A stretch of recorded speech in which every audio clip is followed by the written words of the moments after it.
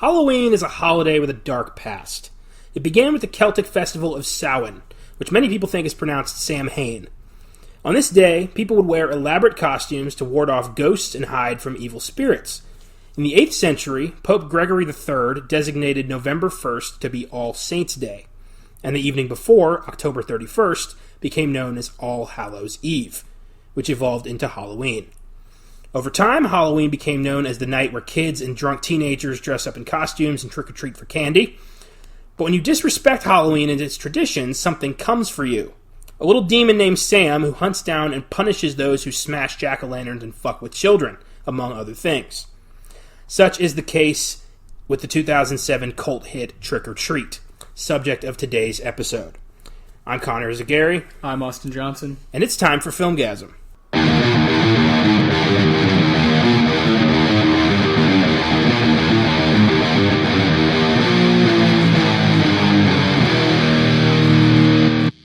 The decorations are up, the movies are being watched, and there is spookiness in the air. We're deep in the heart of October now, and for episode 33, we're diving into a specially requested film from Filmgazm contributor Caleb Leger, Trick or Treat, an anthology film of sorts that shows a number of interwoven stories that occur on Halloween night and end shockingly in blood and irony. Before we get into it, I have some bad news. We will no longer be playing snippets of movie themes at the end of the show. Last week's Maximum Overdrive episode was copyright stricken due to AC/DC's Who Made Who playing at the end, and we do not want to take any more chances. Sorry, AC/DC. Yeah. No harm intended. Yeah, no, we love you guys. We didn't mean that. We'll still have our badass intro music, and we're working on possibly getting an outro song made as well in the near future. So, yeah, no more movie music, but, it's either that or we'll lose the podcast. Yes. So. Isn't it amazing that that's the first? I know. That's the one. That AC/DC's like, nah. Yeah. It's amazing. Oh, boy. I love that. Sad. This month on Weird Shit Wednesday, we're diving into the career and life of horror icon Vincent Price, the man who took over the horror mantle from Bela Lugosi, Boris Karloff, and Lon Chaney Jr., and gave us such films as House of Wax, The Fly, The Last Man on Earth, and House on Haunted Hill.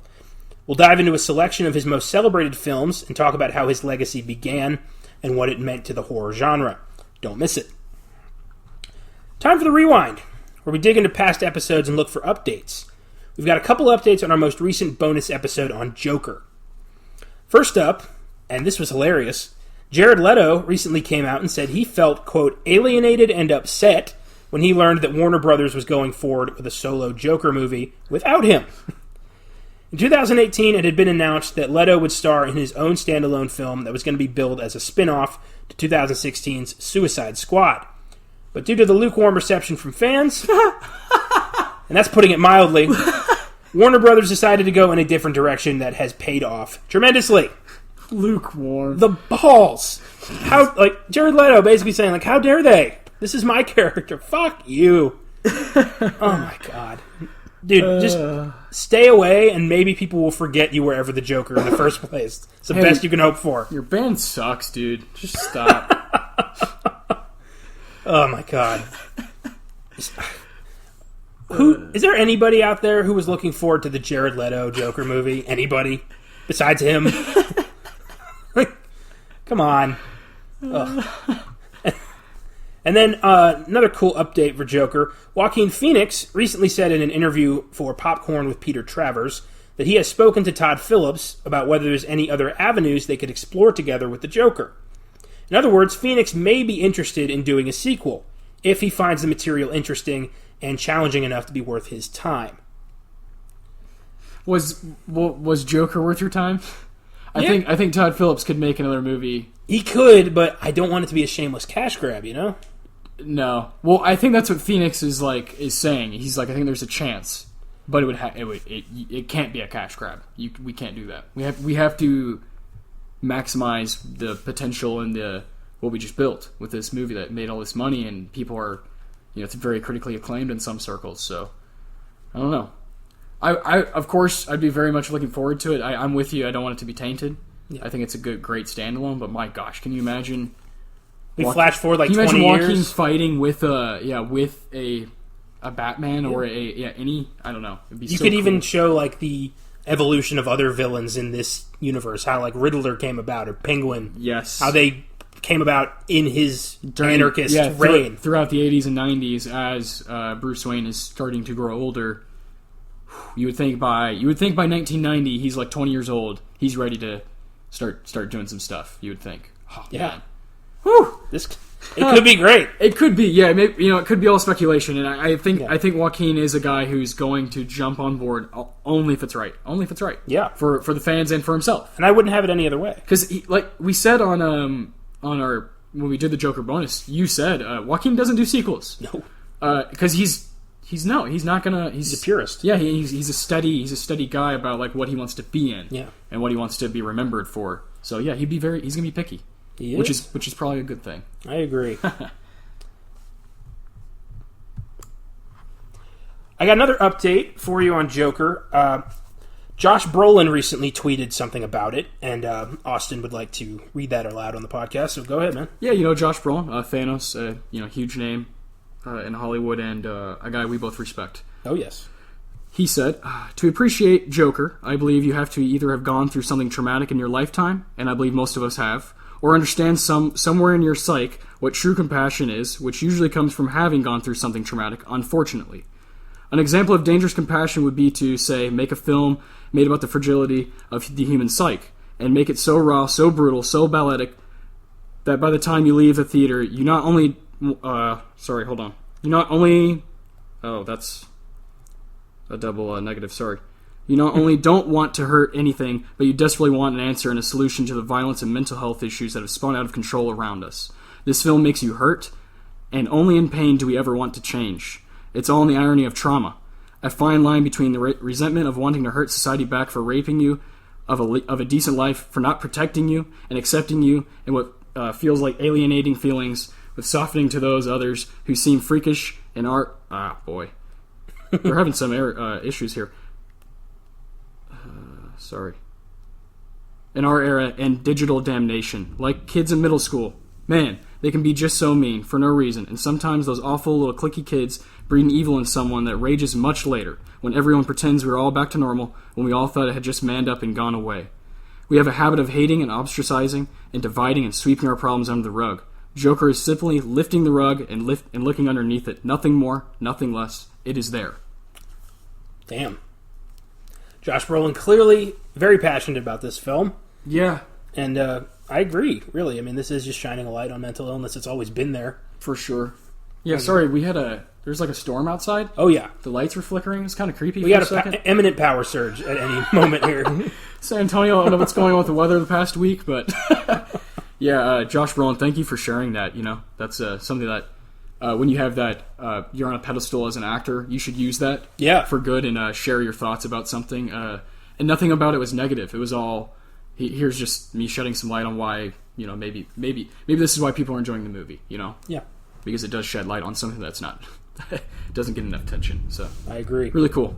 Yeah, for sure. That's all for the rewind, but before we get into Trick or Treat, let's talk a bit about Halloween. All right. Where did it come from? Why do we celebrate it? Well, Halloween began as the Celtic festival of Samhain almost 2,000 years ago in what is now modern-day Ireland. The day marked the end of the summer harvest and the beginning of winter, a time that was often associated with death. The Celts believed that on this day, the lines between the living world and the spirit world were blurred, allowing the dead to return to the earth. To commemorate the events of Samhain, the Druids, who were the Celtic priests, the Druids, would hold giant sacred bonfires, where the people burned crops and animals as sacrifices to the gods. During these bonfires, the Celts wore costumes. When the Romans conquered the Celts in 43 AD, they incorporated Samhain into their own religious ceremonies, including the worshipping of Pomona, Roman goddess of fruit. Her symbol is an apple, and this may explain the tradition of bobbing for apples on Halloween, which I've never personally done. Have you bobbed for apples? No, never have. Probably never will. I don't know anyone who bobbed for apples either. So. Where am I going to go for this? Yeah. By the 9th century, Christianity had spread to the Celtic lands, and it too influenced the festival of Samhain. Then, when the English colonists headed to the New World, they brought the constantly evolving holiday, now All Hallows' Eve, with them. It started to become known as Halloween around this time, but it wasn't celebrated everywhere. It was more common in the southern colonies as opposed to the rigid, hyper-religious colonies of the north like Massachusetts and Pennsylvania. We all remember the Salem witch trials. No one's celebrating Halloween up there. No. Colonial Halloween began the tradition of telling ghost stories and playing pranks.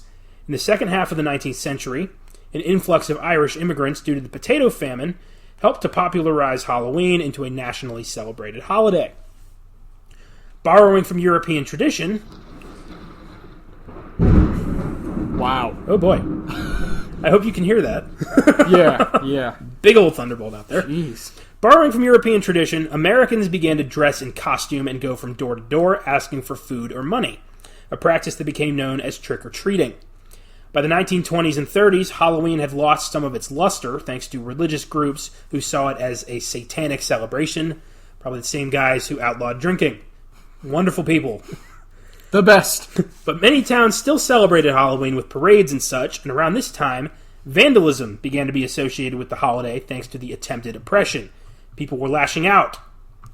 By the 1950s, Halloween began to be aimed more towards children, and the practice of trick-or-treating returned as an inexpensive way to bring the community together. Yeah, candy companies. Yeah. You know. Absolutely. Candy companies. They just had a meeting and they're like, hey, let's do this right. And we have never looked back.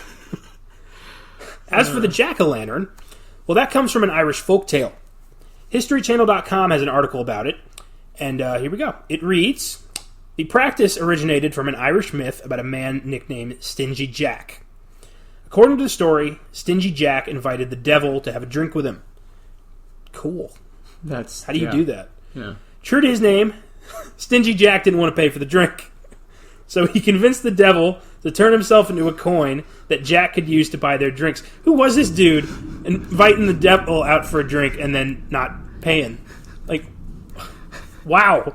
What a badass. Once the devil turned himself into a coin, Jack decided to keep the money and put it into his pocket next to a silver cross, which prevented the devil from changing back into his original form. Wow, this guy really thought it out. Jack eventually freed the devil under the condition that he would not bother Jack for 1 year, and that should Jack die, he would not claim his soul. Dude, you are a terrible negotiator. Yeah. How about for life? How about don't ever come near me again? My God. The next year, Jack again tricked the devil into climbing into a tree to pick a piece of fruit. Who is this stupid devil who keeps dealing with this guy? Yeah, which devil is this? In what reality? Which devil? This is awesome. While he was up in the tree... Ooh, piece of candy. It's James Woods. Oh my God. While the devil was in the tree, Jack carved a sign of the cross into the tree's bark so that the devil could not come down until the devil promised Jack not to bother him for 10 more years. This guy is playing fast and loose with fucking Satan himself, and it's kind of awesome. Oh, man. Soon after, Jack... Just trolling him. Yeah, he's trolling the devil. I want to keep you around, yeah. I can honestly say I've never been that bored. Soon after, Jack died. As the legend goes, God would not allow such an unsavory figure into heaven. He doesn't want to get tricked by this son of a bitch. He's like, jeez, I saw you did. You made the devil's life hell. The devil, upset by the trick Jack had played on him and keeping his word not to claim his soul, would not allow Jack into hell. He sent Jack off into the dark night with only a burning coal to light his way. Jack put the coal into a carved-out turnip and has been roaming the earth ever since. The Irish began to refer to this ghostly figure as Jack of the Lantern, and then simply Jack-o'-lantern. In Ireland and Scotland, people began to make their own versions of Jack's lanterns by carving scary faces into turnips or potatoes and placing them into windows or near the doors to frighten away Stingy Jack and other wandering evil spirits. In England, large beets are used. Immigrants from these countries brought the jack-o'-lantern tradition with them when they came to the United States, and they soon found that pumpkins, a fruit native to America, made perfect jack-o'-lanterns. And that's the gist of Halloween's origins, both in Celtic Ireland and in early America. And that is fucking fascinating. I love that Stingy Jack story. Oh my gosh, it's awesome. I want a movie about Stingy Jack hanging out with the devil. Just fucking with him the whole time. That's amazing. It's fantastic. Stingy Jack needs to be Ricky Gervais. Yeah. If they make that movie. Yes. I could totally see him just Who's the devil? Who's the devil? That's a very good question. Dave Grohl from Tenacious D, same style. Oh my God. So many awesome possibilities. Fantastic. Brian Cox. Oh, yes. That'd be great. So let's dig into the film, reason you're all here, Trick or Treat. Trick or Treat was released in 2007 and was written and directed by Michael Dougherty, who would go on to direct 2015's Krampus and 2019's Godzilla King of the Monsters.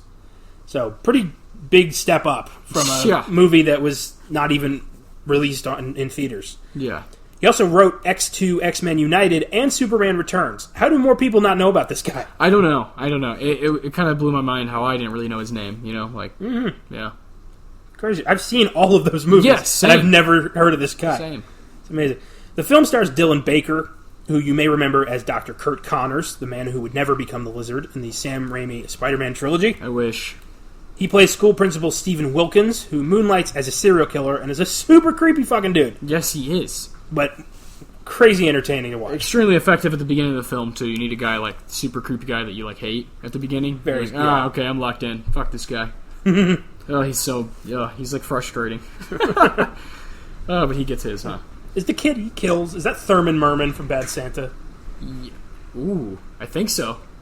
I mean, how many fat, curly blonde kids can there be in Hollywood? He's in something else I've seen. I couldn't...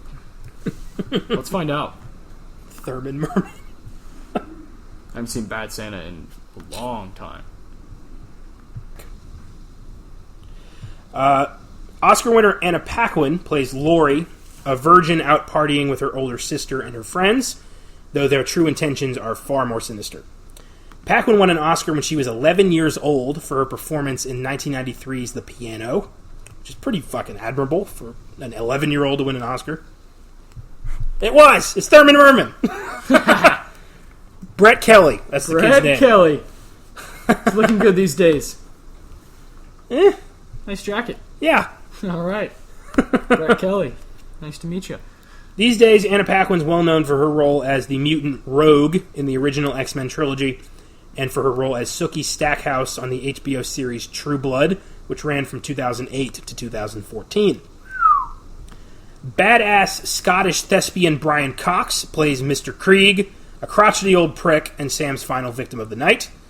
Brian Cox is one of my favorite actors. He's incredible. For me personally, he's best remembered as the sadistic William Stryker in 2003's X2, X-Men United. I like that. As well as films like Troy, Red Eye, The Escapist, Super Troopers, and the HBO series Succession. Oh, he is so good in Succession. He's the main reason I watched that show, for sure. Really like his bit in Zodiac, too. I forgot he was in Zodiac. Yeah, he's great. He's in a lot. He's in some of the Bourne movies. Yeah, he plays one of the early Treadstone guys in the first two. Treadstone. Check that... Y'all check that out on USA? Or don't. Please don't. Can't wait. Maybe they'll stop. Yeah, seriously. Just leave it alone. Leave that character alone. Let's move on. Dude, I loved him as Agamemnon in Troy. Such a sadistic shit. No, he brings it every time. Every time. Do you ever see The Escapist? Oh, yeah. It's a great movie. Oh, yeah. I love The Escapist. I love all of those. He's amazing. Yeah. There's a host of other performers, including Leslie Bibb, the horror news reporter that Tony Stark sleeps with in the first Iron Man film. But the real star of the film is Sam, the little burlap sack-wearing demon of Halloween, who punishes those he believes are not respecting the holiday. And he's since become kind of a horror cult icon, even having his own bit at Universal Orlando's Halloween nights. So that's pretty cool. This guy created a modern horror icon. Yeah, for sure. Right on. Be remembered forever. Trick or Treat regrettably never received a theatrical release, instead debuting straight to DVD. Despite this, it was critically acclaimed, garnering an IMDb score of 6.8 and a Rotten Tomatoes score of 84%. There's been a sequel in the works since 2013, but nothing has come of that. It's stuck in production hell. Trick or Treat has since gathered a significant cult following in the horror community, and it is for them that we dive into this film. Yes. Caleb, this one's for you. Let's talk the plot. Sounds good. I really think this movie. I think this movie could have done really well. In theaters now. This would have been a big success. Yeah, with the way that horror is risen. It was ahead of its time. Well, like it reminds me a lot of that film that came out early in the summer, Scary Stories. Kind of has that anthology type, very much so, type feel to it. So really cool, really fun stuff. Makes it very entertaining and constantly keeps you on your toes. The film takes place over the course of one Halloween night in the fictional town of Warren Valley, Ohio. Various characters bump into each other throughout the movie, and Sam is the connector. He's a trick-or-treater dressed in pajamas and a burlap sack who is there to enforce the unwritten rules of Halloween. In the opening scene, we meet Emma and her husband Henry, played by Tomo Pennicott, who Supernatural fans may remember as the Angel Gadriel in Season 9 of Supernatural. There you go. And I think 9. Yeah, 9. There's 15 of them, so excuse me if I got that wrong. Sometimes they run together, yeah. Henry wants to get busy, but Emma wants to just say, fuck Halloween, we're done, and starts taking down the decorations. And you don't do that before Halloween's over. That's a big no-no for Sam. So Sam murders her with a cut-up lollipop, like a razor-sharp lollipop. And Henry finds her body on display in the decorations, which have all been put back. Yes. It's a great opener. Very creepy. Especially since I've never liked Leslie Bibb. Yeah, me neither. I don't know. Yeah. I don't know why I'm not a fan, but I don't know. She's... something about her. Neither here or there. Whatever. Then we meet Charlie, Thurman Merman, who starts smashing jack-o'-lanterns and is caught and lectured by Principal Stephen Wilkins about how Halloween must be respected. And he sits him down and he's like, he picks up a knife. He's like, oh, don't worry, it's not for you. It's for the pumpkin. Mine got dull. It's such a, something's going to happen. Oh, yeah. And it's creepy, but it's done so well. And Charlie starts eating candy, and then he starts vomiting the poison candy that Wilkins has spiked with cyanide. It's disgusting. On his front fucking porch. Like, this guy's so arrogant. It's hilarious. Projectile vomiting. It is disgusting, too, it is to gross. watch. When he starts dragging the body in and he starts vomiting on his shirt, he's like, ugh! Ugh! Like, getting grossed out. It's great. Wilkins tries to go bury Charlie in the backyard, but is interrupted by his son Billy, who wants help with his jack-o'-lantern, and Mr. Krieg, the neighbor, who is just kind of a shit. He's got a dog who keeps barking at Wilkins to shut up. The dog throws a finger over the fence. So great. What a great bit, yeah. And, yeah, it's gross. So, Krieg is like, what the hell's going out there? Wilkins, it smells horrible. What are you doing out there? Digging bodies? And he's like, yeah. You should go back inside. Yeah, you got me. Classic. Happy Halloween. Screw you. I love that. So he starts beating the body to death because the body's not dead yet. It's really fucking sick. But it's played for laughs. Extremely evil. In such a smart way. Like, you don't know why, but you like Wilkins. Or at least I did. I don't know. He's a horrible person, but he's making me laugh. Yeah, it's funny, yeah. He's like kicking the head, like, shut up! Yeah. That's a really funny bit. So, Wilkins goes to help his son, Billy, with the jack-o'-lantern, and the camera pans out, and the fucking jack-o'-lantern is Charlie's head. The kid's crazy, too. He's in on this. And I don't think Sam ever fucks with this guy. No. This guy gets his own different kind of comeuppance, but I think Sam's just like watching for, like, wow, this guy's awesome. I wish I did something like that. He's taking notes. This guy's badass. That's funny. Then we meet a group of trick-or-treaters. Macy, Sarah, Chip, and Schrader. All fucking horrible people. Douchebags. Who pick up Rhonda, a Halloween fanatic who is remember, she's a savant. She's got some mental instability. She carved a shit ton of jack-o'-lanterns, and these kids are grabbing jack-o'-lanterns across the neighborhood for some reason. And they take Rhonda out to a quarry where Macy, Queen Bitch, recalls the urban legend of the Halloween school bus massacre, which was such a dark story.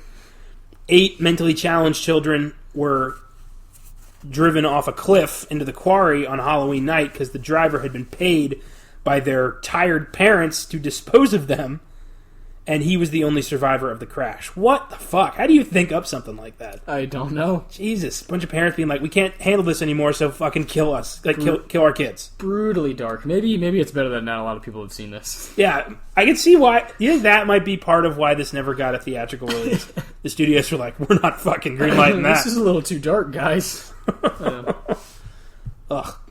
So the group is there to offer a tribute of 8 jack-o'-lanterns to the children, and they go down the elevator into the quarry.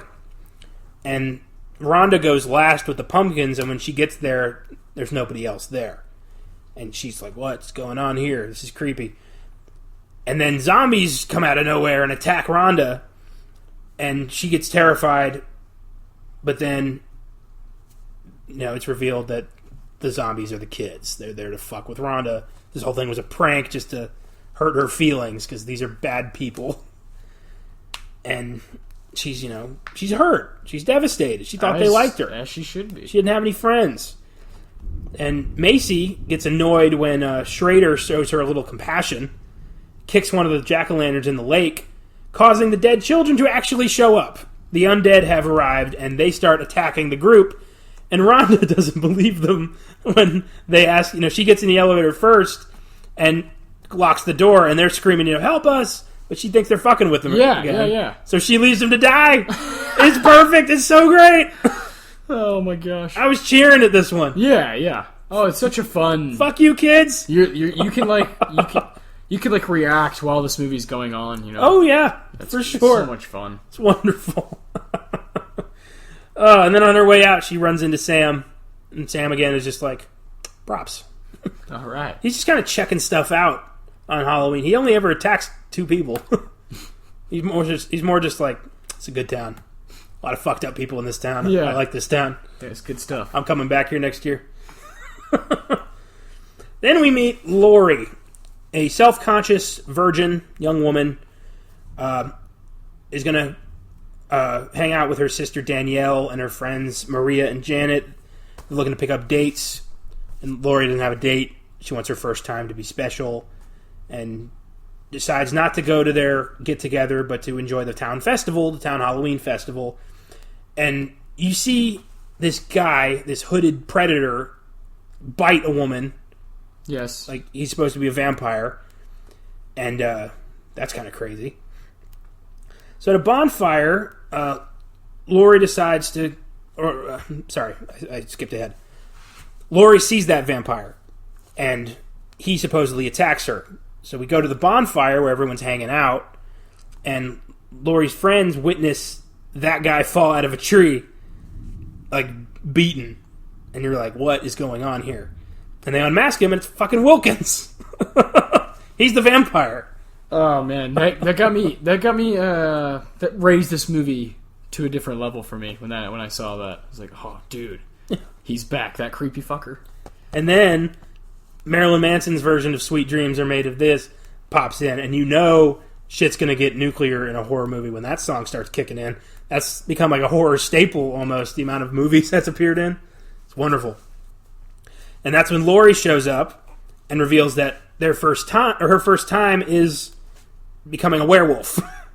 They transform into werewolves, and they eat Wilkins, and they eat all of their dates. And Sam, of course, is off to the side watching this unfold. It's disgusting. Like, when they're pulling their skin. Oh, it's brilliant. It's so disgusting. Such a freaky transformation You can't scene. look away. You're like, oh, I don't know. It's pretty crazy. It's pretty crazy. It's frightening. It's so cool, though. And I love that Sam's just like, this is... I feel like we are watching him watch the movie. Yes. Where he's just like, this is fucking crazy town. This is awesome. Werewolves. What's going on? Love it. He's the horror community. Yes. Yeah, good point. Because he is, he gets insulted when people don't respect Halloween and its traditions. Just like the horror community is constantly, pissed when people don't respect the genre or the... And I totally get that. It's brilliant. I totally get... We're a part of that community. Absolutely. Otherwise, we wouldn't be doing a film like this. So, around we go a bit of a flashback to when Wilkins was trying to bury Charlie. We see Krieg, Brian Cox, is scaring away kids to steal their candy. What an asshole. And Sam does not like this. Sam does not abide stealing of candy. Oh, no. So he breaks into Krieg's house, decorates it with Halloween memorabilia, writes trick or treat all over his bedroom walls, and it's so great. There's so many references to so many horror films in this scene alone. If you pause it right there, you can read a ton of shit. When Sam reaches out from under the bed, slices his Achilles tendon, Pet Sematary. Classic, yeah. Krieg says the line, "You got to be fucking kidding me." When Sam's hand starts moving around, that's the thing. Brilliant. So cool. So cool. That's definitely my favorite part of the movie is when Cox comes up and he's just he again. Oh yeah. This movie kind of just keeps elevating as it goes. Yeah. Classic horror style. It's great. Yeah. Sam gets unmasked in this fight when Krieg pulls out a fucking double barrel. Yeah. I would say that's an Evil Dead reference, personally. Most likely, yeah. I thought the same thing. Grab the boomstick when you're taking out the Evil Dead. Mm-hmm. And turns out under the burlap is a fucking pumpkin-headed kid, like a friggin' pumpkin Chucky. And it's keeps coming back, growing its pieces back, putting itself back together to attack Krieg. And it's so funny because what did it do to him? It broke all the glass in his house, and he got covered in glass, and he ends up it breaks his hand, and you think it's going to kill him, but then he just takes a candy bar. And Cox is just was that all real? Or? Yeah. Well, I love it. It takes the candy bar, it's an offering to Samhain, to Sam Hain, and Sam leaves. And Krieg's just he puts his arm in his sling, wraps his head up, and is just what the fuck happened? Yeah. And he starts handing out candy like a respectable member of society. Huge handfuls of candy to each kid. Yeah, it's great. The little kids are looking at him like, "Why are you giving me so much?" And he's afraid to even touch it. It's great. And as Sam leaves, we see photographs in the fireplace reveal that Krieg was the bus driver who killed all those kids. Yes. Ugh. That's why he hates Halloween. Maybe. It doesn't seem like he's guilty about anything. No, yeah. There's not a lot of development there. He's just a shit. It's this right here is the Halloween version of A Christmas Story. Not A Christmas Story, A Christmas Carol. I was about to say Carol, yeah. Sam is the ghost of Halloween, past, present, future, and he's going to fuck you up. Yeah. If you don't respect. Love it. So after Krieg starts giving out candy, he witnesses Rhonda pulling her pumpkin cart along. He sees Billy. Who's Billy again? Can you edit that out? I don't remember Billy. Well, hold on. Yeah, who's Billy? Well, I'm going to go ahead and cut that part out. We're going to edit this, yes. What the fuck? Oh, fuck. Billy is Wilkins' kid. Wilkins' kid. Okay. Carl Evans. That was bothering us. Okay. So, Billy's handing out treats to kids, enjoying his night. Basically, all the characters are in the same scene, just kind of enjoying Halloween. Lori gets dropped off by her sister, and Sam sees Emma and Henry coming home, the couple at the beginning. And that's when he decides to go take them out after he sees Emma blow out a jack-o'-lantern before Halloween is over. Awesome. Fantastic stuff. He goes over there. There's a knock on the door. Krieg opens it, and it's the undead kids from school bus. Of course. And they're going to tear him apart. Oh, man.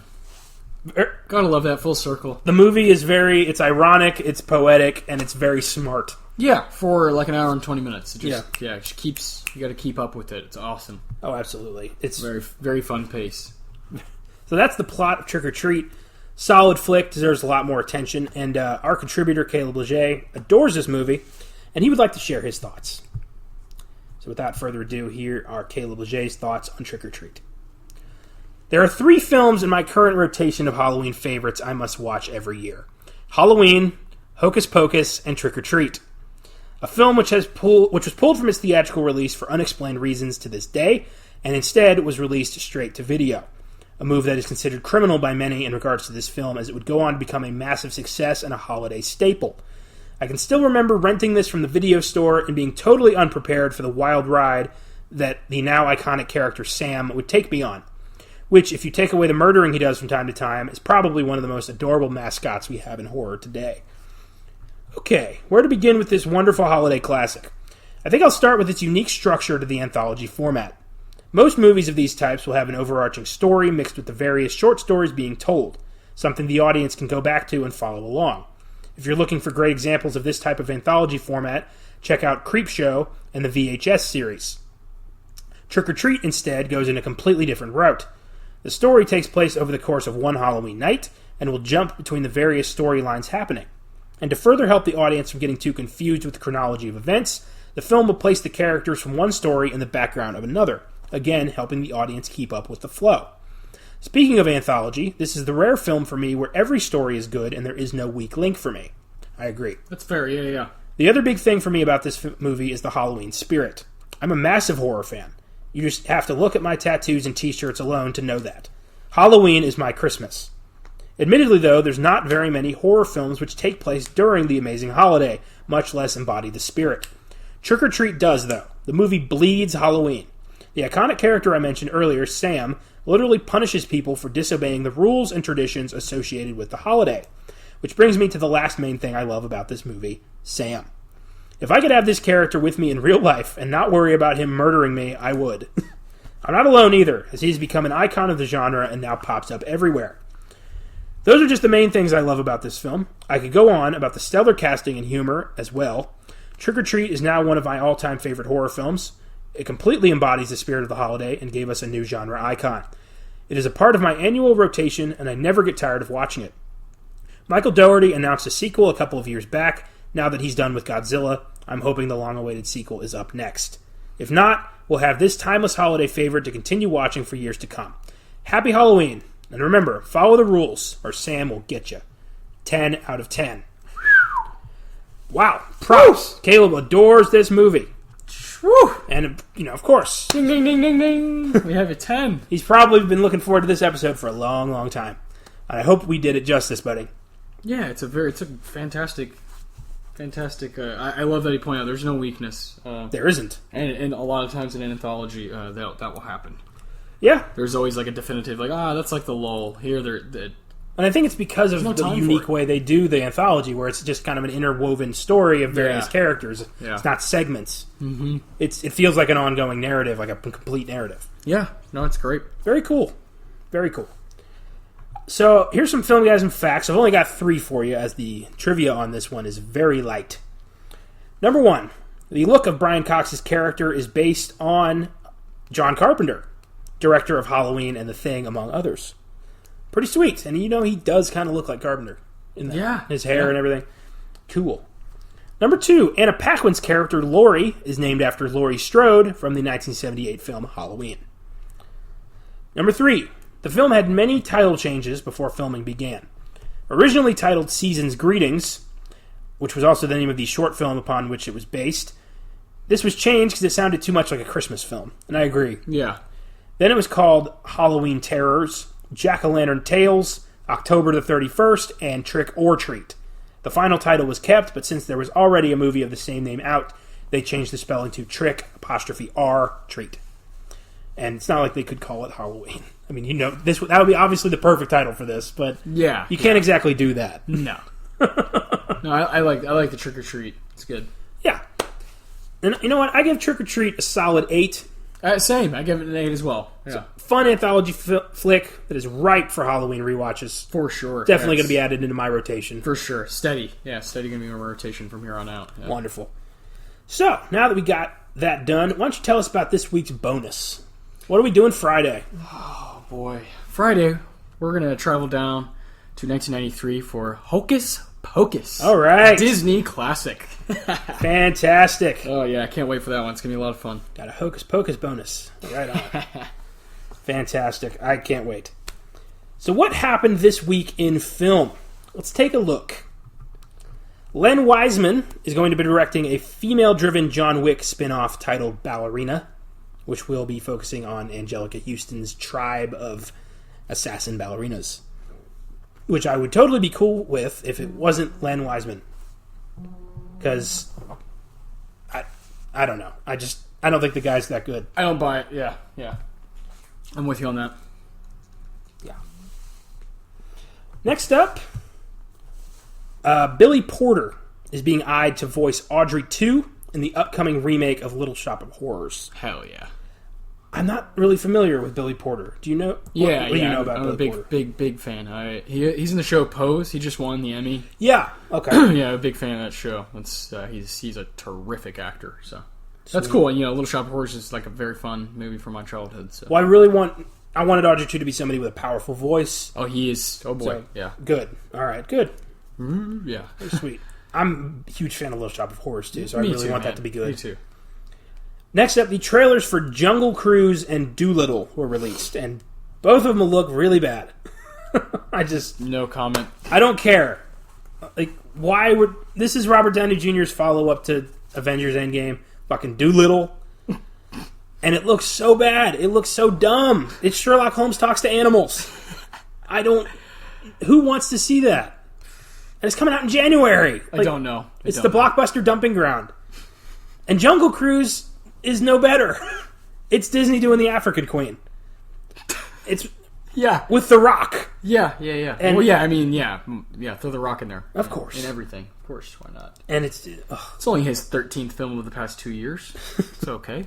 And this is, based on the Disney World ride, Jungle Cruise, which I guess we can't give too much shit for because the Pirates of the Caribbean franchise was a massive hit.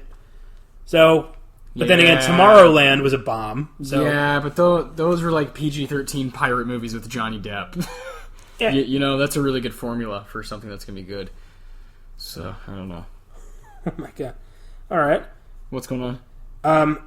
So my mom and my grandma and a couple of my other family members are currently at a concert to watch Hugh Jackman. Oh, wow. Live in... He's doing like Greatest Showman stuff? They just got upgraded to the front row. Oh, that's great. So they're right in front of the stage. Oh boy, so he will be right in front of them. That is so cool. Good old Hugh. Enjoy the show. Yeah. This is the greatest show. Oh, he's going to be doing the whole goddamn soundtrack. Oh, yeah. Well, what else is he going to do? I don't know. Some kind of Wolverine song. Just do a couple bits from maybe you could get dressed up in the Chappie bit and oh my god, in the Chappie uniform and that movie is so bad. Yeah, it is. Yeah, that would be fun though. That's great. Yeah, I'm happy for them. Hugh, legend. So, yeah, Dolittle, Jungle Cruise, I think they're both going to bomb, and I probably am not going to see either one. Oh, no. Ever. When would, I don't know when that would come up. No. I'm like, all right, here we go. I'm going to sit back and watch Dolittle with a post-Tony Stark Robert Downey Jr., who said he wanted out because he wanted to do bigger things. I don't know if this is bigger. Buddy. Oh, boy. I thought he meant he was going to be like a serious actor. Like, do, like, stuff he was doing... like Tony Stark or like Zodiac but no it's gonna go the other way. Yep. As if you needed a paycheck. He doesn't need it. He does not need the money. What are you doing, dude? What in a kids movie in Dolittle? Like why? It's really frustrating because I really want to really like him, but when you do stuff like that, that's frustrating. It's extremely frustrating. Yeah. And like you said, Jungle Cruise, neither not any better. Anyway, next up, the next three are all casting and characters. Neil Patrick Harris has joined The Matrix 4. All right. Very random. I also really want to like that movie, but other than The Matrix, the Wachowskis' track record fucking sucks. Yes. That is true. This is very much just that we need to get a career back. Let's do Matrix 4. Mm-hmm. And I have no doubt Keanu's going to be great. I don't know why. I mean, him and Trinity are both back, but they both died, so I'm wondering what they're Neil doing. Patrick, so... Yeah. It's only a matter of time before Larry Fish signs on to that. And, Matrix 4. Zoe Kravitz has been cast as Catwoman in 2021's The Batman alongside Robert Pattinson. And I think that's going to be great. I'm very excited about that movie. Agreed. I'm amped. Cannot wait for that one. So psyched. Especially after what we just saw with Joker, Very much. We're hoping for the best. And then the character of Shriek is going to be appearing in 2020's Venom 2 alongside Woody Harrelson's Carnage. She's going to be kind of a freaky love interest. Man. And I don't know a lot about Shriek. Neither do I, but you and I are two of the people who actually liked Venom. Yeah. And I'm actually quite excited because I'm interested to see a character I don't know much about. Me too. I didn't know who the hell Riot was either. No. But I enjoyed that movie. I know Riot as Rob McElhenney It's Always Sunny because he always wears the shirt that just says riot. So whenever I hear that word, I just think of him. Ocular pat down. Cultivating Mass. Fucking love it. Fight milk! I can watch that show all day. Every day. And finally, and I know you have a lot you wanted to say here, Oscar nominee Robert Forster has died of brain cancer at age 78. On the day that El Camino, a Breaking Bad movie, was released on Netflix, that'll be his final performance. He was nominated for his role in 1997's Jackie Brown. And aside from that, Forster was a highly accomplished character actor, and he will certainly be missed. Yeah, for sure. Yeah, you know me. Max Cherry is my favorite Tarantino character of all time. He happens to be. It's really weird. He happens to be two of my, and I know this because I've like thought about it. Two of my favorite 5 TV shows ever: Breaking Bad and Twin Peaks. And then he's in 2 of my favorite 10 films of all time, which would be, Jackie Brown and Mulholland Drive. Just really kind of odd that I have like a connection to him just through my favorite things, and he just happens to be in them, and he's always really, really fucking good. I think another performance I would like to shed some light on is The Descendants.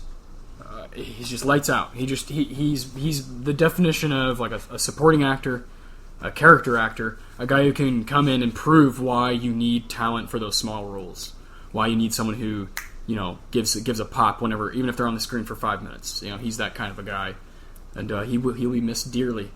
But I think he's the best part of that. I thought he was the best part of El Camino. Yeah, I thought he really got Aaron Paul like out of his fucking skin for 5 minutes, and that's a really cool thing to leave. He left that behind, and a giant, massive catalog of films he's been in, so he will be missed for sure, especially by Filmgazm. So yes, he will. Rest in peace, Robert Forster. For sure. Thank you so much for what you did for film. Yes. Oh man, yeah, it goes without being. Yeah, it's the list goes on of movies he's been in. It's incredible. His IMDb page, I think it's like over 150. The man's been working since the 60s. So yeah, definitely, I encourage everyone to go out and try to watch some stuff of his and remember a great man and a great actor. So we salute you. That's all for this week, listeners. Stay tuned next week for the one that horror fans have been waiting for all month. 1978, John Carpenter, Jamie Lee Curtis, The Boogeyman. Next week, Filmgazm is tackling the original all-time classic, Halloween. Michael Myers escapes from the insane asylum on Halloween night and goes on a killing spree, and only Dr. Sam Loomis can stop him. Filmgazm is going to Haddonfield, and we couldn't be more excited. Oh man, I can't believe we have this opportunity. So psyched to talk about possibly John Carpenter's masterpiece. Oof. My God, one of the most iconic slasher, iconic horror movies, just everything. It just says, "Fuck you, I'm just an awesome movie." It's just, I cannot wait. Oh yeah, please everybody, just watch the shit out of that. Oh yeah, for sure. We're gonna dive into it real deep next week. We're gonna focus primarily on just the first film because there is a shit ton of Halloween movies. Yeah. And we will mention all the sequels, the remakes, but future Halloween films are going to get their own episodes. Yeah, some of them. We just feel it's right for the first October of Filmgazm being underway as a podcast. It's only right to do the original, the OG Halloween. For sure. We can't wait next week. Until then, respect Halloween, and always, always check your candy.